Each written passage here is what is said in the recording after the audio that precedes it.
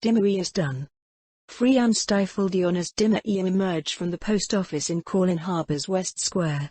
Before they departed for Colin Harbor, the inquisitive foreign affairs official who couldn't mail herself to Winter insisted on at least mailing a report to the Ministry of Foreign Affairs.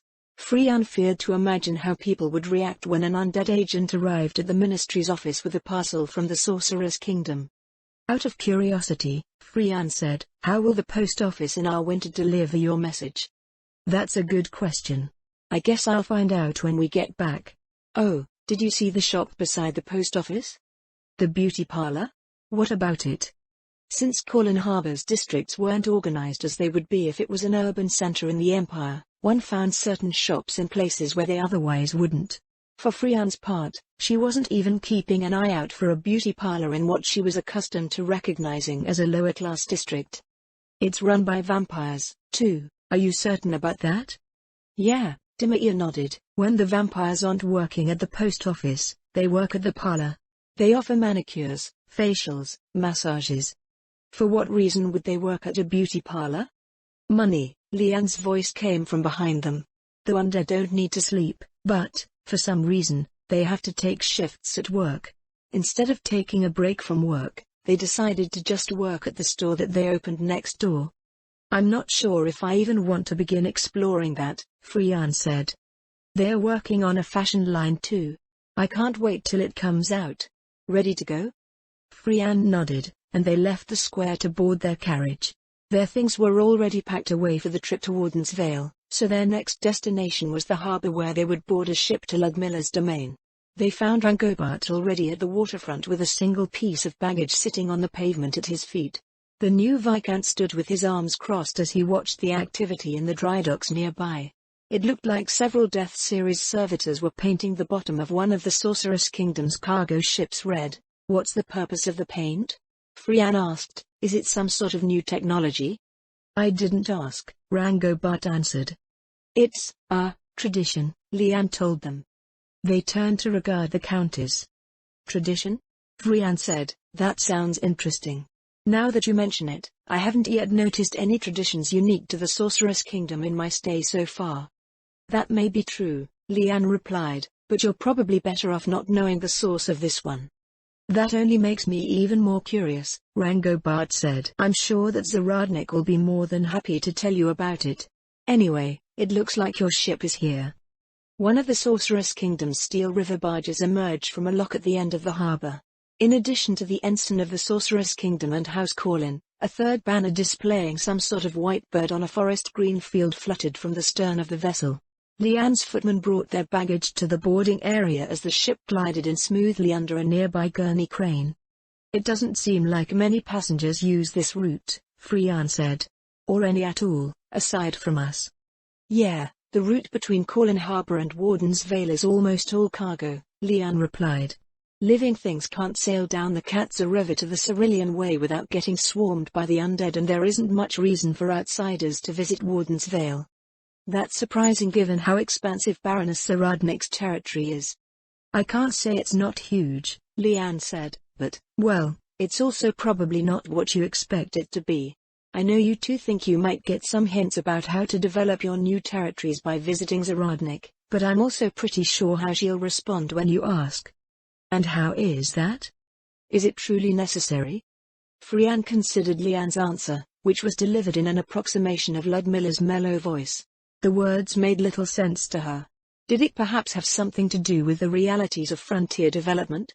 She supposed that she wasn't very well apprised of those matters, as it was also something of a disconnect between the civilian aristocracy and their frontier counterparts in the Empire. Leanne's footmen loaded their baggage onto the barge and Leanne led them to a passenger cabin built atop the ship's aft castle.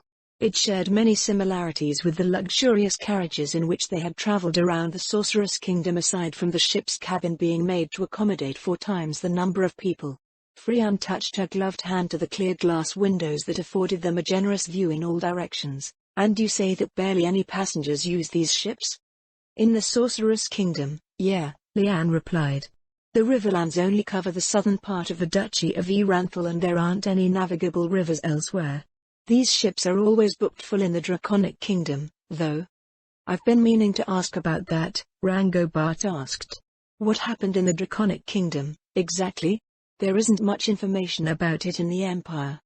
They got invaded by their neighbors, Leanne said. We came along and chased the invaders back out. Now, everyone's friends. Including the invaders? The nobleman frowned. That is a very good question. If you ever get a chance to ask Queen Auriculus, I'd like to know what you think of her answer. Will she be visiting the exhibition at some point? That would be a debacle.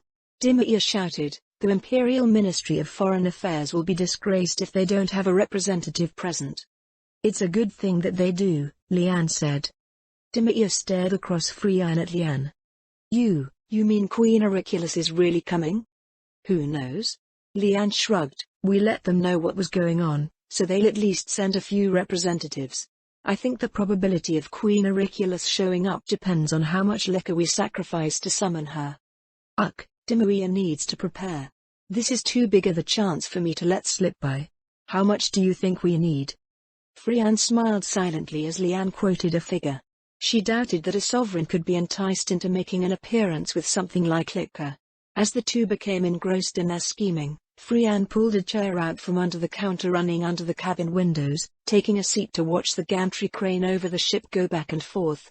Some sort of frame was attached to the containers in the ship's hold, allowing them to be conveniently lifted away and deposited onto a waiting wagon being drawn by a soul-eater. Once the soul-eater trotted away with its load, another came to take its place and the process repeated itself. The deceptively simple routine would probably fool anyone with no experience in logistics into thinking there was nothing special about it, but any dock worker in the Empire would probably cry upon witnessing what was going on. In the span of 30 minutes, a caravel's worth of cargo was transferred, something that would take a conventional harbor 2 days to accomplish. Imitation of the feat by other countries was nigh impossible. The Sorceress Kingdom had nearly monopolized the entire Dwarven Kingdom's steel industry to build everything that they needed, and there were also many unknown magics involved. Much like its stance on matters of security, the Sorceress Kingdom didn't care about others witnessing its methods because no one could hope to match them.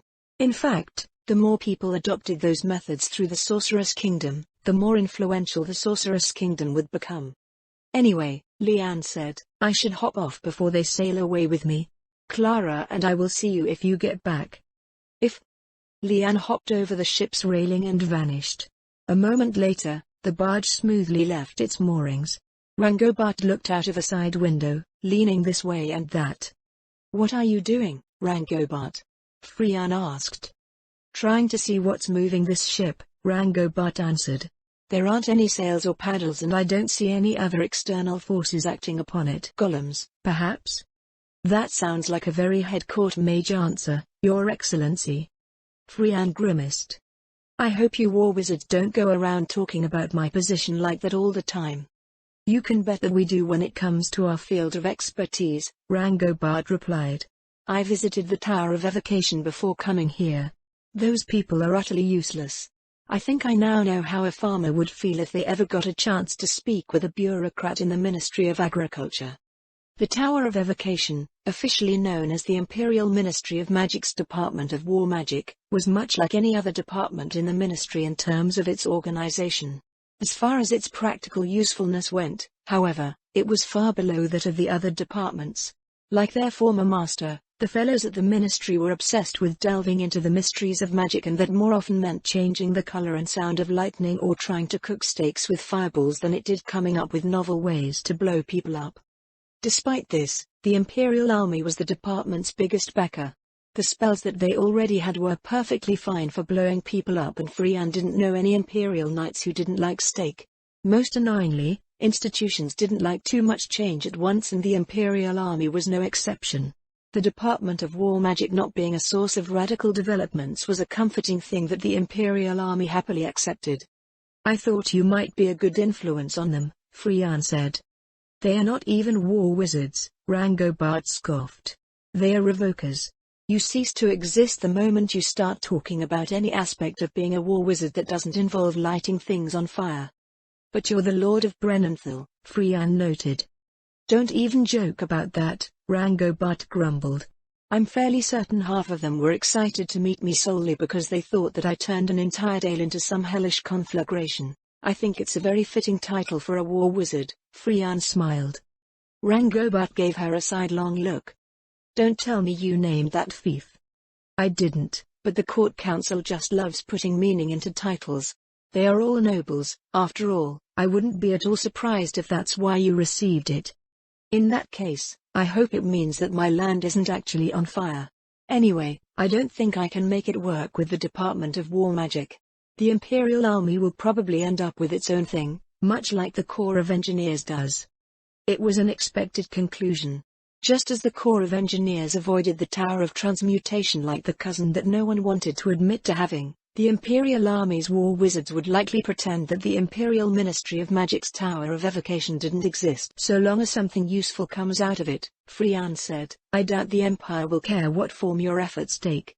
If I succeed, Rangobart told her, I'm going to steal a sizable chunk out of the Ministry of Magic's budget. I don't consider that explicitly a bad thing. Magic in the Empire is too esoteric due to the precedents that Fluda Paradine set.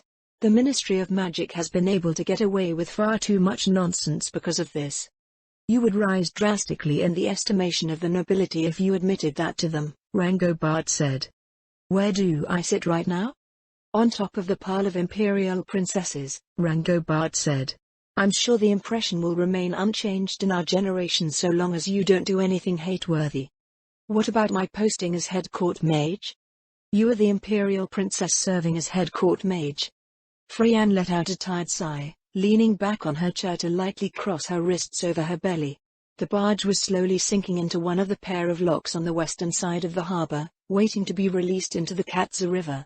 After a moment, she cast a mage hand spell to fish a lizardman blanket out of one of her bags. For some strange reason, they felt very nice to wear. You know, Freyan said, you were right about the head court mage answer thing. It only goes to show how poorly developed our institutions are when it comes to magic. Are you saying that Fluda Paradine would have provided the very same answer? It would be something similar, though I don't have a long white beard to give off the air of sagacity. That's just the way that the laymen see us. Questions about magic can somehow be asked of any wizard, and the head court mage is the go-to source of magical knowledge in the court council. Well, Rangobart said, that doesn't sound dire at all. Then again, I suppose it shouldn't be a surprise. You don't experience the same treatment in the army? Freyan asked. I do, but the army is less nebulous with its requests. They usually fall along the lines of I want that thing dead now. She could only be thankful that he chose to express his understanding rather than blame her for her inexperience or gender as the members of the court council might. As long-lived as Fluda Paradine was, no mage could know everything about magic. Yet, that was how people saw things in the Empire. The Baharuth Empire was famed across the region for having a sixth-tier caster for generations, Freyan told him, yet, that same man prioritized magic over the Empire. Looking back, the only thing that seemed to matter to the Empire was the fact that he was strong. Everyone took him at his word and did whatever he suggested. The result is beyond dire. Now that he's gone, nearly everything he left behind rings hollow and we are burdened with the task of replacing the illusion that he wove over us with something that can stand up to the realities of the state. Then I hope you have an army of geniuses hidden away somewhere, Rangobart replied. Even the magic stream in the Imperial Magic Academy barely gets its students anywhere. You've often said that we should treat magic as something that society in general should embrace, but even mages do not understand magic. Freyan gazed absently at the neatly ordered vineyards planted along the river. It was indeed one of the fundamental problems that they faced. In any field, imitation was far easier than innovation. With magic, however, the difficulties of innovation were far beyond what mundane vocations were subjected to. The way that the Empire did things compounded the problem incalculably, or perhaps the absurdities of magical innovation resulted in the way that the Empire did things when it came to magic. The Imperial Magic Academy educated its students in magic, but what it amounted to was rote learning. Students learned to do what the coursework said that they should be able to do. This was because, in all but a few cases, what amounted to magical theory could not be solidified into magical law. The Empire would never accept a foundation based on unproven theories, and so the Academy's curriculum focused on making sure that students could at least cast a set of state-mandated spells based on their growth as mages. Most students in the magic stream graduated as first-tier casters. Those who managed to obtain second-tier magic were considered the very picture of success. People who achieved the third tier of magic before graduating, such as Freyan and her friend, Arch, were hailed as geniuses. Of the two of them, only Arch showed anything resembling enough of an understanding of magic that could lead to a career in research. Magical research was difficult, especially when it came to creating new magic. The theories that had wormed their way into the Academy's curriculum were useless, and magical law was only marginally better than magical theory. When attempting to cast new spells, failure resulted in expended mana and no tangible result. There was no hint as to what went wrong, and thus the researcher had no clue where they might have gone astray. Most aspiring researchers quit, claiming that there was something wrong with magic itself. Most who succeeded in their research could not adequately explain how they succeeded, and those who claimed that they did pretty much didn't. To an empire that refused to believe in anything but equations that could be put to practical use, the only way to implement magic was through employing what was already proven. They were all too happy to take advantage of magical knowledge and all too ready to reject the problems associated with that same knowledge. It didn't help that the Imperial administration was akin to a faith in itself, and challenging anything recognized and approved by the state was heresy. "I hope Warden's Veil has some hints for us," Freyan sighed. "You mean Nemel?" Rangobart asked. "Nemel? Why would her name come up?" "Nemel and a few others live there now," Dimir told her. "Well, in some part of Baroness Saradnik's territory." Had Ludmilla mentioned that? Freyan couldn't recall. She had been exposed to so much new information since her arrival in the Sorceress Kingdom that there was no telling how much she had already forgotten. "How did you know that, Dimir?" Dimir adjusted her spectacles. "Dimir has her sources. Dimir lives right next to the Grans." Rangobart's voice was flat. "Stalker!" Dimir cried. "Did you know about this, Rangobart?" Freyan furrowed her brow. "Don't tell me what I intervened in back at the Academy was worse than I." Rangobart put up a hand between them. His reactions were nowhere near as satisfying as they were during her Academy days. "Back after the Blister campaign," he said, "Nemel had already been taken on as a seneschal by one of Baroness Saradnik's knights. Fendros, Elise, and Ida went with her as assistants. I thought for certain that you were going there because of them." "Why would I go there just for Nemel?" Freyan asked. "Because, well, I'm not aware of everything that she's been up to, so it's probably best to hear it from her directly. If it's Nemel Gran, then she must have taken up her family craft on top of being a seneschal." Freyan had heard that her junior at the Academy joined the Imperial Air Service as a customs officer, but it felt like a wasteful decision. House Gran did perfectly fine doing what they were doing, and Nemel could have gotten work anywhere as both a noblewoman and a wizard. She wasn't sure what was more confusing, the fact that Nemel had joined the Imperial Army, or the fact that she had left the army to do in the Sorceress Kingdom what she should have done in the Empire in the first place. The warmth of the lizardman blanket eventually got to her, and, when she next stirred, she swore that a distant roar had awoken her. Freyan yawned and peered about, trying to make sense of what was going on. She was alone in the cabin, however. "I thought my sleepy days were over. Maybe I've gotten lazy from being in the Sorceress Kingdom for the last few weeks." Life in the Sorceress Kingdom was filled with all sorts of temptations, or maybe it was just living with Clara. Everything in Clara's personal apartments on the third floor of Colin Castle was luxuriously comfortable, and Freyan found herself randomly taking naps in various places. Strangely enough, Clara always seemed to be awake, as did Liane. Another set of roars turned her head to the starboard side of the barge, but all she could see was a rocky cliff of dark granite. She rose from her chair, wrapping her blanket around her shoulders before leaving the cabin to look for Dimir and Rangobart. Her two juniors were outside, standing at the railing as they looked up at the same obstacle that had blocked her vision from the cabin. "What's going on?" Freyan asked. "It sounds like there's a battle going on up there," Rangobart said. "A battle? In the Sorceress Kingdom?" "Well, the Sorceress Kingdom does have an army. Lady Saradnik mentioned that there was a military base in her domain, so it would stand to reason that they conduct exercises of some sort. Is there any point in having the undead drain?" As far as she understood it, the undead manifested in forms that were already deadly enough. Undead beings summoned through necromancy didn't need any training to do what they did. More roars rolled over the edge of the cliff, but this time they were accompanied by cheers. "Yeah, Probably training, Rangobard said. Is the Imperial army like this? Dimir asked. If you get enough Imperial knights together, it can sound similar.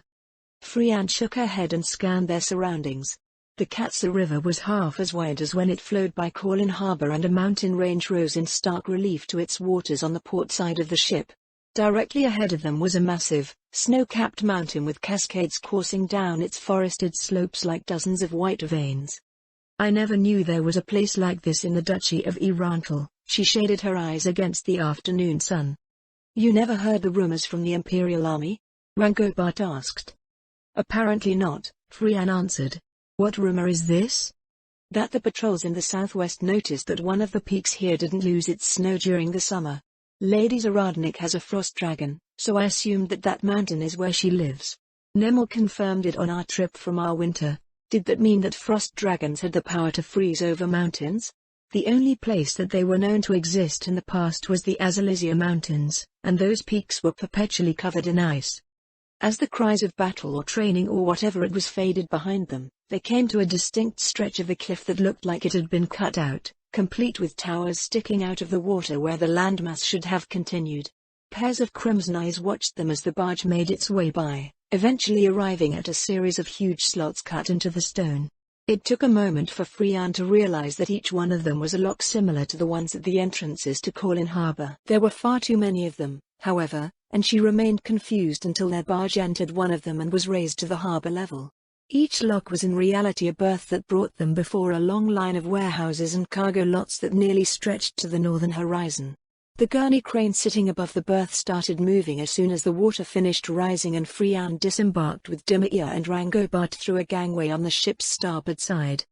This is sort of weird, Dimir said. It's noisy, but quiet at the same time. Frianne nodded in agreement.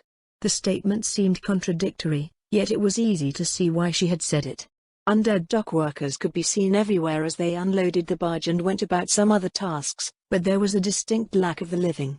It made the entire place seem cold and sterile compared to Colin Harbor. The yellow-green flames of a soul eater drew their attention to some sort of vehicle coming up the road toward them. It didn't much resemble any of the carriages they had seen in the Sorceress Kingdom so far, but its boxy look and glass windows suggested that it was a carriage of some type. A Death Knight stomped up to open what appeared to be its only door, which opened the rear of the vehicle, and Ludmilla stepped out along with two maids. One of them was Emila Lutzi, whom Frianne had first met in our winter. The second was a teal-haired woman with distinct elven features. Countess Waldenstein, Ludmilla smiled. Officer Aberbad. Officer Rerix. Welcome to Warden's Vale. Thank you for having us, Baroness Zaradnik, Frianne returned her greeting. This is quite the place you have here. That's probably the most popular opening statement that new visitors make, but I appreciate the sentiment. My fief isn't much to look at after coming from Colin Harbor and the rest of the Sorcerer's Kingdom. We have little aside from the scenery. You could probably set up pensions here, Dimir said. I bet people would come from all over the place to relax. I've had that suggested on several occasions, Ludmilla replied. Some of the other nobles have even asked if they could build summer villas here. I don't consider it a bad idea, but my territory is a bit complicated. 3 Death Knights came over to carry their things. Their host gestured to the vehicle parked on the road near the berth. Let's get everyone situated in their accommodations first, she said. Explaining how things work here will take a very long time. I'm not sure how to say this, Frianne said as her seat vibrated against her butt, but the roads are quite different here. Ah, that's because we're not traveling on a road, Ludmilla replied. It's just a path over stone. One might think that it would be similar to having pavement, but it's not. At least it's better than the usual rural road. Frianne wasn't so sure about that. Traveling in the rural regions of the Empire inevitably saw one being jounced around by ruts in the road as they went from place to place, but it never felt like one's carriage would be shaken apart. These carriages are quite different from the ones we've seen in other parts of the Sorceress Kingdom, Rangobard said. They're locally produced, Ludmilla said. I suppose you've become used to Wagner's vehicles since arriving. Our local artisans are far from being able to match that experience, which is probably most of what you're feeling at the moment. We're traveling 10 times faster than a regular wagon, as well. That they weren't riding one of the carriages from before was abundantly clear. It was a carriage-like vehicle that had some sort of temperature control, but everything else seemed to be an antithesis to the luxury they had enjoyed before. The vehicle and its furnishings were completely fashioned out of wood, with little effort made at making the interior comfortable aside from sanding down corners and edges. There were no cushions on the seats and the windows weren't covered by glass aside from the one at the front. The sound of the carriage rolling over the stone filled the air with a raucous clamor as they sped over a vast, barren landscape. That landscape in itself was a mystery. It was as if someone had scoured the terrain of all soil and vegetation, leaving behind a lifeless plateau of granite on the western bank of the Katza River. She couldn't imagine that it was a natural occurrence, though she also couldn't imagine what had happened to cause it. "Has Warden's Vale always been like this?" Frian asked. "No," Ludmilla answered with a shake of her head. "My domain didn't take on its current form until Lord Mayor came along." Frian swallowed, her hands going ice cold as the Baroness' words sunk in. If she recalled correctly, Lord Mayor was the father of Ludmilla's daughter. Was he some monster from the Sorceress Kingdom who had left Ludmilla's land barren while leaving her with child? How could she remain so steadfast in the face of her unspeakable hardships? She glanced at Ludmilla's maids to see how they reacted to her story, but the both of them appeared to be just as unflappable as their mistress. The first signs of life aside from themselves came into view as they approached a cluster of buildings roughly 2 kilometers from the waterfront. Through the spaces between the stone structures, she could see a few humans moving in what appeared to be a village square. Their transportation slowed before reaching the perimeter of the settlement, eventually coming to a stop in a lot beside another, different-looking carriage. A Death Knight stomped over to open the door of their vehicle and they found a set of men and women in workers' garb gathered nearby. The group paid little mind to the undead nearby, waiting quietly until Ludmilla stepped out. "How'd it go, milady?" one of the men asked. Ludmilla crossed her arms, her gaze going from the carriage to Frian. "Probably a failure," the Baroness said. "We were rattling around in there like dried peas." "This is turning out to be harder than it looks," the man sighed. "We'll take her apart and keep working on it. I look forward to your report from the artillery range." "Artillery range?" With no further explanation, the group walked past them and went to inspect the carriage. The commoners in Colin Harbor also seemed to care little for differences in social status, but, from that brief interaction, Frian could already sense that Ludmilla's people had a unique flavor of their own. "I've taken the liberty of accommodating you next to one another," Ludmilla gestured for them to follow her. "Will there be any problems with that?" "Dimir gets her own room?" Dimir asked. "Dimir gets her own house," Ludmilla answered with a slight smile. "They aren't as fine as the dwarven work you've seen in Colin Harbor and Swillingstone, but they're still serviceable. Oh, before we continue, this is my lady's maid, Amelia Lutzi. I believe everyone but Officer Aburbad has met her before. Willuvian Linum is one of my chambermaids." While Frian and Dimir had been introduced to Miss Lutzi before, the maid had changed quite a bit from the winter. She had a flanged mace clipped to her waist for some reason. On the opposite hip, 2 rows of 3 ones crossing over one another were neatly holstered. Frian couldn't recall her wearing such items before. "Well, at least the elf seems to be a normal chambermaid." "I never knew that Riastais had any elves," Dimir said. "She's a half-elf who entered my service with her sister, Laluvian. Laluvian handles the night watch, so you'll see her around in the evenings." "Did she just say the night watch?" They walked north around the edge of a huge village square that was larger than most towns, eventually coming across a shophouse with the banner of House Zaradnik draped over its simple wooden door. In contrast to the stone building and its bleak grey surroundings, a snarl of greenery was growing out of the window. Frian edged away as the plants turned to regard them. "This is my official unofficial residence in Warden's Vale," Ludmilla said. "As you might have noticed, it's fairly easy to distinguish from the other buildings." As she spoke, more plants appeared from around the corners of the building. Dimir squatted to eye them curiously. "I've never seen plants like these before," she said. "They are the intelligent sort," Ludmilla said. "The sound of my voice usually brings them over if I've been away for a while." "Are they dangerous?" "Most things can be dangerous in the right circumstances. If you keep in mind that they are plants and behave accordingly, there shouldn't be any real problems." "What do plants behave like?" "What are you doing with them?" Rangobart asked. They are settlers, Ludmilla smiled, just like the humans you see walking around the village. I mentioned that they're intelligent plants, yes? Now I have to wonder what your tax policy is like. Ludmilla continued walking, exchanging a casual greeting with a passing citizen before looking back at Rangobart. The answer to that is more complicated than you think, she said. I will try my best to explain, but I'm not confident that I can adequately do so before you return to Colin Harbor. Wagner always looks like she wants to pull out her hair every time we broach any topic related to my territorial economy. I get the feeling that she strongly disapproves of whatever it is you're doing here, Freyan said. Just strongly? It seemed that she didn't think we would come away with anything useful, at least, Rangobart said. She implied that you would discourage us from developing our new fiefs. It isn't as if I'm not developing my fief, Ludmilla's voice took on a reproachful tone.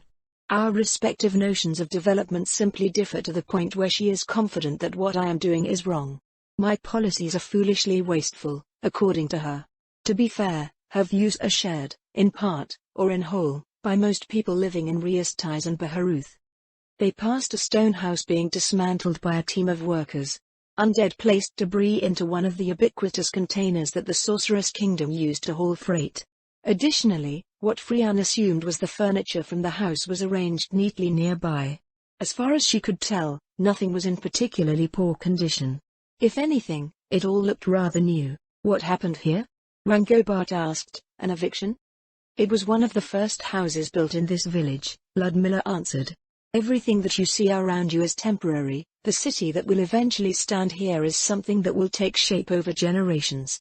While that happens, my people will be continually refining themselves for the future. That didn't make much sense to her.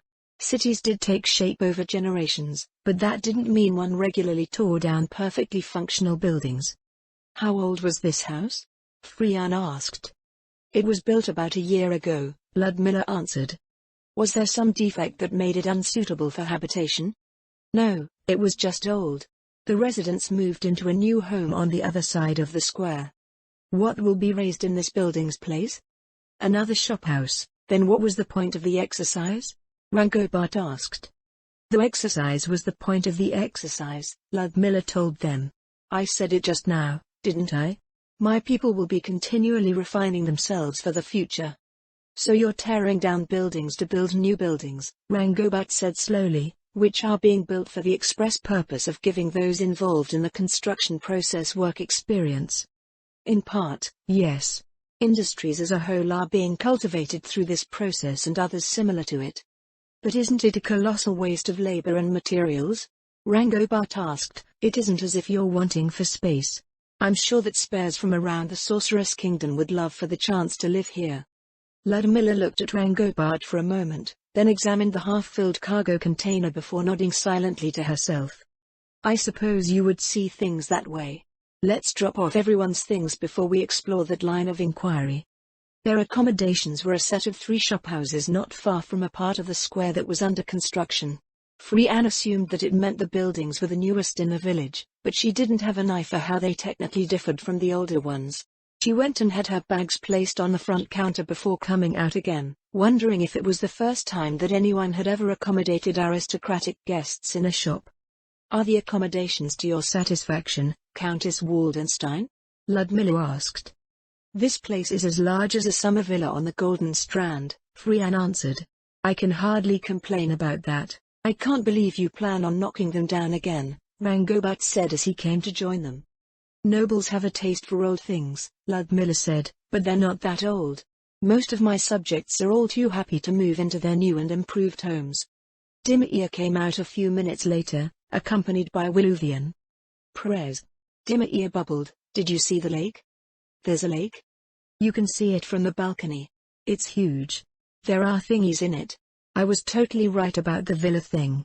I bet you could even get Imperial nobles to visit in the summer. I don't think many would be brave enough to cross the border just for a nice view, Ludmilla said. Or even consider coming to the Sorceress Kingdom for that matter. Besides, the Empire has natural beauty aplenty. I wouldn't mind vacationing here, Freyan said. There will always be something new if you keep knocking things down every year. Surely, you'll have to stop at some point, Rangobart said. It's bound to get too expensive as the population grows. The appearance of permanent structures will depend on this. Ludmilla gestured to the ground nearby, where some grass and a few small plants struggle to grow in a thin patch of dirt. The city here will be unlike any other city in the region, she said. At least any city that exists at this moment. It will be built according to its unique ecology rather than any of what we consider conventional reasons. This location is rather conventional, though, Freyan noted. It is, Ludmilla admitted. My ancestors settled in this vale because it has a river that is suited for transportation and is connected to the developed interior. It's warmer here than up in the surrounding highlands. It is surrounded by seemingly inexhaustible natural bounty and sits in a strategically critical location. But it is also the will of those who came before me that this place remains a verdant jewel nestled in the wild, and so I shall endeavor to respect their wishes. Does that mean it will be similar in appearance to the residential district of Colin Harbor? Freyan asked. I recall that you were heavily involved in its design. You had a hand in Zwillingstürm's creation, as well. It won't, Ludmilla said. The best way to describe it would be a city the size of a small barony that looks more like a forest than a city. Its communities will be spread throughout that forest, on the surface, underground, underwater, and in the canopy above. The only districts of the city that may resemble conventional urban spaces will be the harbor and the citadel. Freyan frowned at the tiny patch of dirt. If they were waiting for nature to return to the barren plateau before committing to any permanent structures, it would indeed take generations for Ludmilla's vision to manifest. She could only hope that her descendants didn't decide that it was a terrible idea and do something else instead. There's that container from before, Ludmilla said. Let's see where it goes, shall we? Out in the square, 4 Death Knights carried the cargo container from the demolished house like a group of servants carrying a litter. They ended up at the construction site nearby, where a strange sight awaited them. About a dozen masons were visible on the premises. This wasn't strange in itself, but even more magic casters than masons were present. 5 were lizardmen dressed in shamanistic garb. 3 were humans adorned in brown robes. 1 was an elder lich with a clipboard and 3 humans in black robes stood in a row behind it. Standing off to the side were 2 more humans wearing the unsettling vestments of Sursana's adherents. What's going on? Dimir whispered. Who are these people? The lizardmen are druids from the colony on the lake. The mages in the brown robes are from our faculty of alchemy. The black-robed mages are from the faculty of necromancy. The 2 acolytes are staff at the local shrine. Faculty? As in a university? A roar filled the air as the container was emptied into the yard. Once the wind whisked the dust away, the lizardmen gathered around the pile of broken stone. They knelt on the ground and a magical formation flashed into existence under them. Wait. Wait. Why are tribal demi-humans conducting a ritual? Ritual magic was one of the pinnacles of spellcraft, known only to the Empire's upper echelons and those who employed it at the behest of the state. Of course, it existed as a rumor and fanciful element in folklore, but its existence as a practical skill was considered a state secret by the Baharuth Empire. The pile of stone seemed to melt into a single blob that reformed into a huge block of unblemished granite. Then, the light of the ritual formation faded and the lizardman druids stood, tails slowly waving back and forth. The brown-robed mages came forward to examine the result, casting appraisal spells and chipping off small samples while the elder lich went around asking questions and taking notes. See? Ludmilla smiled. We are not wasting any materials.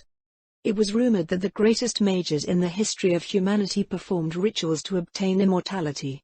In Warden's Vale, they performed rituals to refurbish construction materials for buildings that would be destroyed shortly after. It was just wrong on too many levels. What happened? Dimir asked. A ritual was conducted to fuse the stone into a single block, Ludmilla said. A ritual? Like the rituals in the stories that summoned demons? A ritual isn't necessary to summon demons, Ludmilla told her. How do you know that? People in the Sorceress Kingdom had a talent for casually making the most absurd remarks. Freyan eyed the stupid number of magic casters standing around the construction site. Maybe absurd things were simply considered normal in the Sorceress Kingdom. There's still the question of labor, Rangobard said. In fact, adding magic to the equation compounds the issue. This entire region is mountainous. You're using precious mana to transmute stone that can be cut from quarries nearby. If this was the Empire, one might argue that the cost of transportation would justify the use of mana, assuming one even had mages on hand, but those costs in the Sorcerer's Kingdom are negligible if I correctly understand what we've been shown so far. If I did that, Ludmilla said, there would be that much less stone in the mountains. Freyan's gaze went to the mountain range that stretched across the eastern horizon. Even one of the peaks could build 1,000 winters, building a few houses would surely go unnoticed. That is the crux of the matter, I suppose, Ludmilla sighed in the face of their silence. I often wonder if it will always be like this. The Baroness turned away from the construction site, cutting across the corner of the village square as she headed toward a line of storefronts. Like what? Rangobart asked. Many living things are driven to compete in order to survive, Ludmilla said. Humans are no exception. Our civilizations are built with our state of weakness relative to our competitors in mind. We seek advantages to cover for those weaknesses and learn how to exploit the world around us in a bid for life. One could say that this is what lies at the core of human nature. I don't find any fault with that assessment, Rangobart said. By and large, we are individually weak compared to most other races and must resort to those means. And what happens if we no longer need to resort to those means? What will the Empire do now that its existence is guaranteed by the Sorcerer's Kingdom? Security isn't our only concern, Rangobart said. We have a growing population to feed. I see, Ludmilla's boot heels clicked to a stop. We must eat. Is everyone all right with crab? Freyan blinked at the question, then nodded when she realized they were standing in front of a restaurant. I'm fine with it, Rangobart said. Dimir loves crab. Inside the restaurant, a waitress greeted them cheerfully before guiding them to a cozy booth. Freyan slid in first to get a seat by the window. Magical lighting and temperature control, again. Does every building somehow have it? Shortly after they were seated, the waitress arrived with a huge bowl of crab soup, placing it in the center of the table and ladling out a portion for everyone. 2 platters of warm rolls were placed on either end of the table. Freyan peered at the lumpy objects. What kind of bread is this? She asked. Buttered crab biscuits, the waitress answered with a bright smile. They're the most popular item on our menu these days. MHHPM. Dimir said. Out of habit, Freyan used the silver ring on her left pinky finger to check her food for poison before breaking off a piece of biscuit. Having crab biscuits with crab soup was a questionable menu choice, but both dishes were still delicious. At any rate, Ludmilla said once they settled in comfortably, why do you suppose that the Empire's immediate impulse is to expand once they realize that they have the capability to do so? In the past, it was acting to ensure that it had the industrial and military might to secure the country against internal and external threats. Now, you say that you have people to feed. Why is population control seemingly not an option? Urban populations already average 2 children per family and rural populations no longer need to have 5 to ensure growth. The Empire faces a similar population explosion as the Sorcerer's Kingdom will in the future. Unlike us, however, you have the means to curb your growth. I must admit that there is a fair bit of ambition involved, Freyan said. But is that wrong? Rangobart said, ambition drives many Imperial knights. Every recruit dreams of one day having a plot of land to pass down to their sons. As a noble, you must surely see the value in this. Of course, Ludmilla replied. It's not even thinking limited to nobles.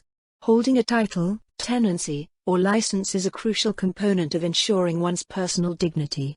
Without them, one cannot reliably live off of the fruit of their labor, raise a family, or exercise control over our lives.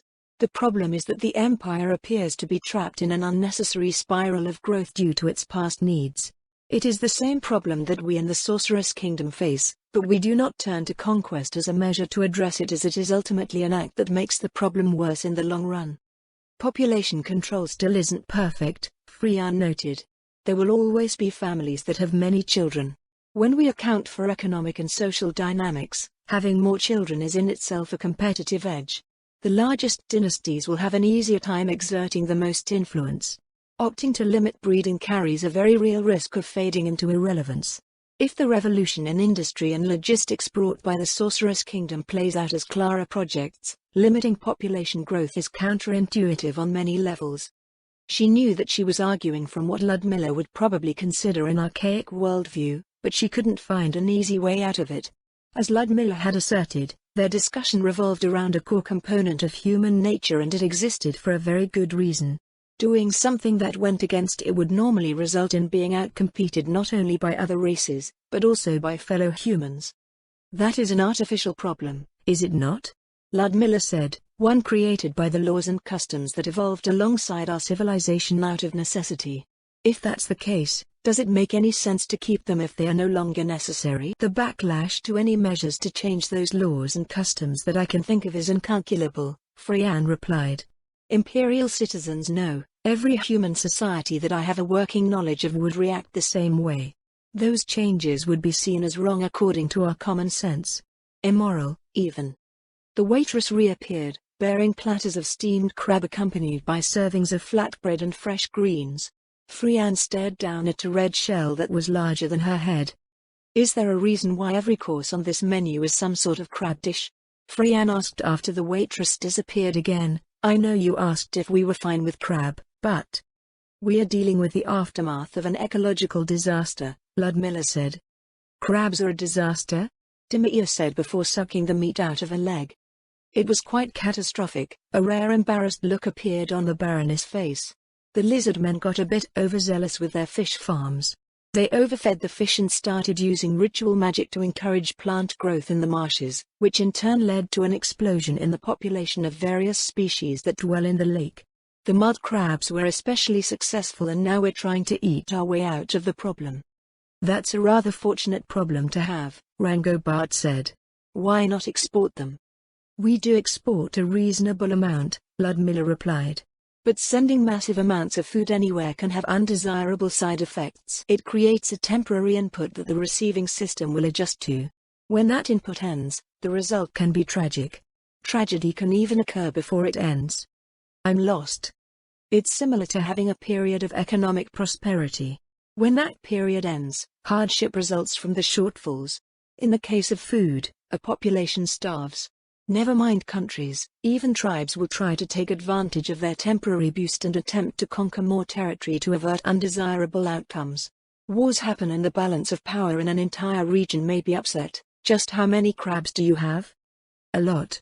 For the time being, we're placing most of them in frozen storage.